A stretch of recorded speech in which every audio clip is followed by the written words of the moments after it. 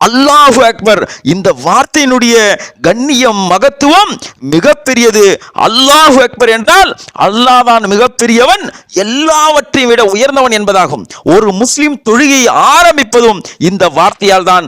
ஒவ்வொரு ருக்குவுக்கும் ஒவ்வொரு சஜிதாவுக்கும் இடையில் மீண்டும் மீண்டும் ஒரு அடியான் இந்த வார்த்தையை தான் கூறுகிறான். ஏனெனில் மனிதன் தன்னை மறந்து அல்லாஹ்வின் மகத்துவத்தை மனதில் நிலைநிறுத்த வேண்டும் என்பதே அதன் நோக்கம். நபி ஸல்லல்லாஹு அலைஹி வஸல்லம் அவர்கள் கூறினார்கள், அல்லாஹ்வுக்கு மிகவும் விருப்பமான வார்த்தைகளில் ஒன்று அல்லாஹு அக்பர், சுப்ஹானல்லாஹ்.